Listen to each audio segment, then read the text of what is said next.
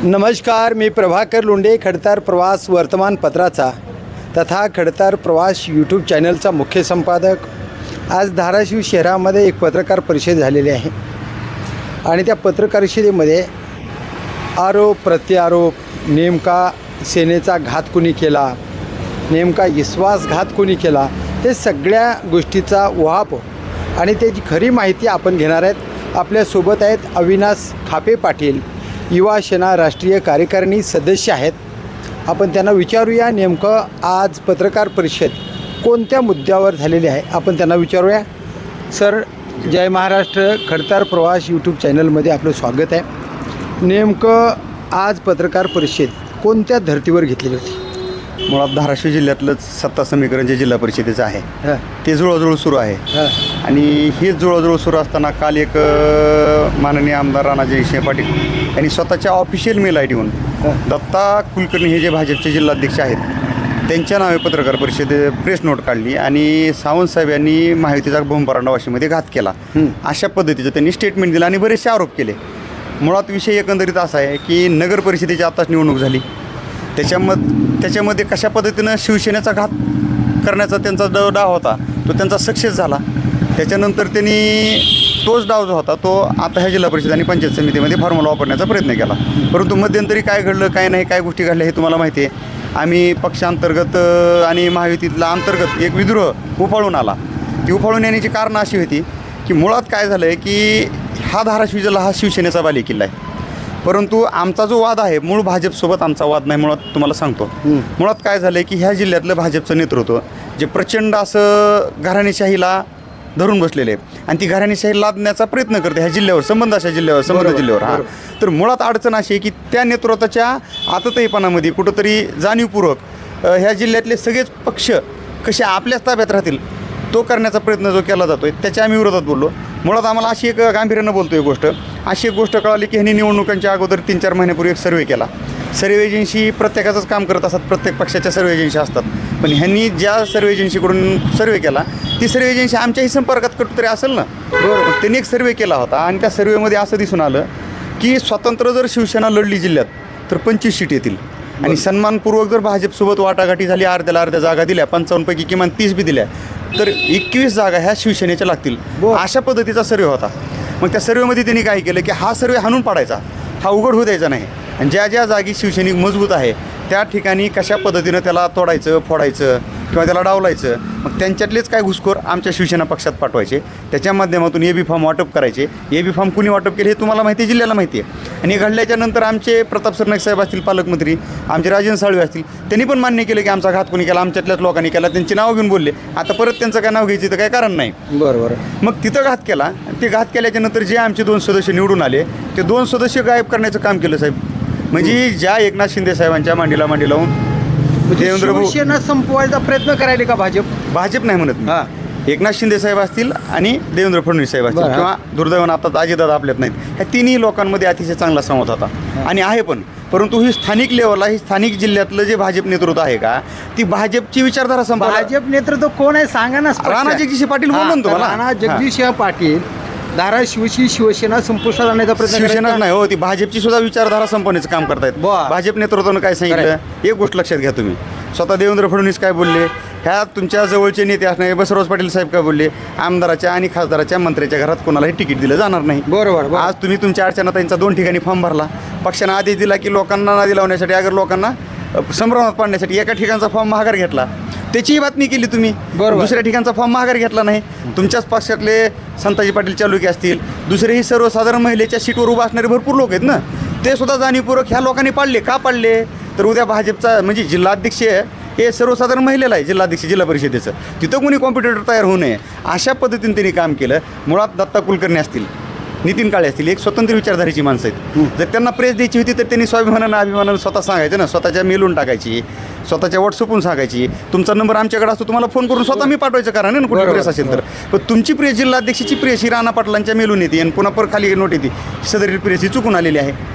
मग ही जी आहे का सावळा गोंधळ, काय खेळ नेमका काय वाटते तुम्हाला? ह्यांचा खेळ एकच आहे की ह्यांनी काय केलं, कळंब तालुक्यामध्ये महा हा गट आहे, तिथं आमचे संदीप मडके नावाचे 2 वेळेस उमेदवार राहिलेला माणूस आहे. आज त्या माणसाला तिकीट न देता उबाटातून एकाच दिवसात तुम्ही त्याच्या गळ्यात शिवसेनेचा धनुष्यबाणाचा ही गमजासुद्धा घालत नाहीत तुम्ही. त्याला एकाच दिवशी तुम्ही पक्षात घेता आणि त्याला तिकीट देता. म्हणजे उबाटाचा माणूस भाजपमध्ये घेऊन त्याला तिकीट देता. ती तिकीट कुणा देता? माणूस कुणाचा उबाटाचा. त्याला घेता कुठं? तुमच्यासोबत. त्याला तिकीट देता कुणाचं? शिवसेनेचं. मग तिथं माणूस किती मतानं पडला तो? 3 नंबरला राहिला साहेब. आमचा संदीप मडके हा अपक्ष उभा राहिला. त्याचं एवढं काम 2 टर्म राहिलेला 2 नंबरला राहिला. मग ह्याचं चिंतन करणार नाहीत तुम्ही? ही वस्तुस्थिती दिसत नाही तुम्हाला? दुसरी गोष्ट शिरोडण गटामध्ये आमचे नितीन पाटील लाडक्या बहिणीचे तालुकाध्यक्ष होते कमिटीचे. अख्ख्या तालुक्यामध्ये प्रत्येक लाडकी बहीण एकही वंचित राहणार नाही असं काम केलं त्यांनी. एकही लाडकी बहीण वंचित राहणार नाही. आज त्या नितीन पाटलांना तुम्ही काय केलं? तिकीट दिलं नाही. तिथून सुद्धा तुम्ही मुद्दामून तिथं तिसराच माणूस दिला. काय डिक्सळ गटात तुम्ही तुमचा आयात केलेला माणूस दिला, जो की आज निवडून आला त्याला सत्कार समारंभातून तू उचलून ह्याला इकडे घेऊन गेला. पत्रकार परिषदेचा मेन हेतू एकच आहे. मागणी काय? आज तुम्हाला सांगतो, ह्या जिल्ह्यातला शिवसैनिक संपवायचा. दुसरी गोष्ट, ह्या जिल्ह्यामध्ये एकमेव आमचे पालकमंत्री, पूर्वीचे पालकमंत्री कोण? डॉक्टर प्राध्यापक तानाजी सावंत साहेब. साहेब आम्ही त्यांना जिल्ह्याचे भाग्यविधाते म्हणतो. एकनाथ शिंदे साहेबांच्या नेतृत्वात काम करत असताना तानाजी सावंत साहेबांनी ह्या जिल्ह्यामध्ये आतापर्यंत जेवढा निधी आला नाही तेवढा निधी आणण्याचं काम त्या मागच्या 2.5 वर्षात केलं. मग मला सांगा, त्यांना भाग्यविधाता का म्हणायचं? आमचे नेते आहेत ना. आणि तुम्ही नेतृत्वावर टीका करताय. काय टीका करताय? की भूम परांडावाशीमध्ये युती केली नाही, म्हणजे साहेबांचा आदेश मान्य केला नाही. काय बोलताय तुम्ही? तुम्हाला तरी पटतंय का तुम्ही काय बोलताय? एक साधी गोष्ट आहे, स्थानिक निवडणुकामध्ये नोटमध्ये हे पण लिहिलेलं होतं की एकनाथ भाई शिंदे यांना विश्वासात घेतलं नाही. ऐका असा पण आरोप केला. ते आमचे नेते आहेत. त्यांनी आम्हाला विश्वासात घेऊन आम्हाला कामाला लावलंय. आम्ही त्यांना विश्वासात घ्यायचं काय करणार? नेते आम्हाला विश्वासात घेऊनच काम करतात. माझं निलंबन झालं होतं, 15 मिनिटात निलंबन माघार घेतलं. विश्वासात घेतल्याशिवाय झालं का? ही असं उगाच काहीतरी बोलायचं. एकनाथ शिंदे साहेबांनी, देवेंद्र फडणवीस साहेबांनी काय सांगितलं की त्या जिल्ह्यातल्या परिस्थितीनुसार तुम्ही युती कुणासोबत करायची ना आघाडी कुणासोबत करायची तुम्ही ठरवा. मग भूम परांडावाशीमध्ये तानाजी सावंत साहेबांनी 13 जागा लढवल्या, 8 जागा निवडून आणल्या. राहिल्या किती? 5. त्यातल्या 2 फक्त बोटावर मोजण्यात काकडा होता, तेवढ्या कमी मतानं पडल्या. आणि एक आहे पुतण्या. काय मग मला सांगा, त्यांना भेटलेलं अभूतपूर्व यशांना खूप लागलं हो मुळात. जर हा जिल्हा पूर्णपणे तानाजी सावंत साहेबांच्या नेतृत्वात जर निवडणुका पार पडल्या असत्या तर ह्यांचं इथं घराणेशाही पूर्णपणे संपलीच असती. जिल्हा परिषद आणि जिल्हा परिषद आमच्या ताब्यात आली असते. आमच्या येणाऱ्या 25-21 जागा आल्या असत्या. जिल्हा परिषद आमच्या ताब्यात आली असती. ह्यांची घराणेशाही संपुष्टात आली असती. आता सावंत साहेब म्हणतात कसल्याही परिस्थितीमध्ये जिल्हा परिषदेचा अध्यक्ष आमचाच राहील. साहेब एक गोष्ट काय भाऊ नाही, फक्त एकनाथ शिंदे साहेबांचा आदेश आला त्याची वाट बघतो. जर एकनाथ शिंदे साहेब म्हणले की शिवसेनेचा आपल्याला अध्यक्ष बनवायचा आहे, पण एकनाथ शिंदे साहेब आणि आम्ही बोललोय साहेबांना की साहेब आपले ज्या एकनाथ शिंदे साहेबांनी ह्या जगाच्या पाठीवरचं सगळ्यात मोठं राजकीय बंड केलं, हे तुम्हाला माहिती आहे, जगाला माहिती काय. आणि एवढं मोठं राजकीय बंड केलं, त्याच पक्षाचे आणि आमचे तुम्ही 2 सदस्य गायब करता. म्हणजे तुमची एवढी हिंमत वाढली आहे. ही तुमची विचारधारा आहे. भाजपची विचारधारा तुम्ही धुळीस मिळवत आहे. घराणेशाही भाजपला चालत नाही, पण तुम्ही घराणेशाही लादली. मग ही जी गद्दारी आहे, मग तुम्ही आमच्यासोबत खुदारीची भाषा करता. ही गद्दारी कोण करतंय? हे दत्ता कुलकर्णी यांनी सांगितलं पाहिजे. दत्ता कुलकर्णी भाजपचे जिल्हाध्यक्ष असताना, एक स्वतंत्र भाजपची विचारसरणी असताना राणाजी सिंह पाटलाच्या ओळचणीला जाऊन बसलात. म्हणजे का बसला नाही? बरं तुम्ही बसला नाही, ठीक आहे, अडचण नाही. जर ते मत तुमचंच आहे तर मग तुम्ही जी म्हणलात का आम्ही एकनाथ शिंदे साहेबांकडे आणि देवेंद्र फडणवीस साहेबांकडे तक्रार करू, तर मी आज तक्रार करणार. आम्ही सगळे पदाधिकारी जाणार आहेत. एकनाथ शिंदे साहेबांकडे जाणार आहेत, देवेंद्र फडणवीस साहेबांकडे जाणार आहेत आणि सन्माननीय आपल्या ताई आता उपमुख्यमंत्री झाल्या त्यांच्याकडे पण आपल्या आत्या आहेत, त्यांच्याकडे पण जाणार आहेत. आम्ही तिन्ही त्यांच्याकडे माहितीतल्या 3ही पक्षप्रमुखांकडे जाणार आणि ही तक्रार करणार आहेत की साहेब ही महायुतीचीच विचारधारा आहे, भाजपचीच नाही. तर ही सगळं इथं घराणेशाही लादून ही सगळं संपायला निघालेत. ह्यांना सगळे पक्ष मीच चालवतो, विरोधी पक्षसुद्धा फक्त मीच चालवतो असं म्हणायचं राहिलं ह्यांचं. ही जी एकाधिकारशाही आहे ही लोकशाहीला घातक आहे. जिल्हा परिषदचे अध्यक्ष हो आपले होणार का? नक्कीच. फक्त शिंदे साहेबांनी आदेश द्यावा. आदेश आला की जिल्हा परिषदेचा अध्यक्ष आमचा आहे. त्यांच्याकडे 36 आहेत तर आमच्याकडे 28 आहेत. मग 36 + 28 किती झाले? समीकरण ह्या जिल्ह्यातल्या जनतेला कोडं सुटून गेले. आता त्यांनी कोडं सोडून दाखव आणि 36 लोकांचा 28 आपल्याकडे आहे. आपल्याकडे आमचा आपला जिल्हाध्यक्ष 100% आहे. जिल्हा 28च लागतात आणि आमच्याकडे 28 आहेत. आणि आणखी एक गोष्ट महत्त्वाची साहेब, काय त्यांनी जे 36 लोक आहेत का, 36 लोकांचा समोरचा फेसचा चेहरा दाखवा ना, असं हात वर करून समोर पाठीमागचे फोटो काढून टाकता. चेहरे दाखवा ना, अभिमानानं स्वाभिमानानं चेहरे दाखवा आणि करा सत्ता स्थापन तुमची. राणा दादा आपले 36 माणसाचे चेहरे दाखवा, ही भूमिका आता शिवसेनेची आहे. आमच्याकडे 28 आहेत. फक्त एकनाथ भाई शिंदेच्या आदेशाची गरज आहे. जिल्हा परिषदचा अध्यक्ष आमचाच होणार यावर ठाम भूमिका शिवसेनेची.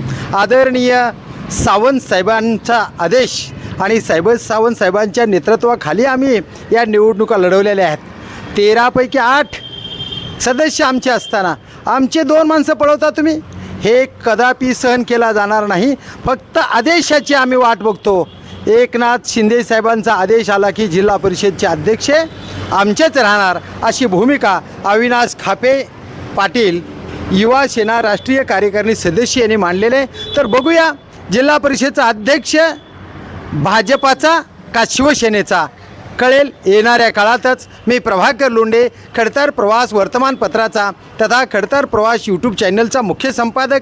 या चॅनलला सबस्क्राईब करा, शेअर करा, लाईक करा, बेल आयकॉनचे बटन दाबा, कमेंट बॉक्समध्ये आपले विचार नोंद करा. खरे ते खरे, खोटे ते खोटे, शिवसेनेचा जिल्हा परिषदेचा अध्यक्ष का भाजपाचा, पाहूया. धन्यवाद. धाराशिवकर. जय हिंद, जय महाराष्ट्र.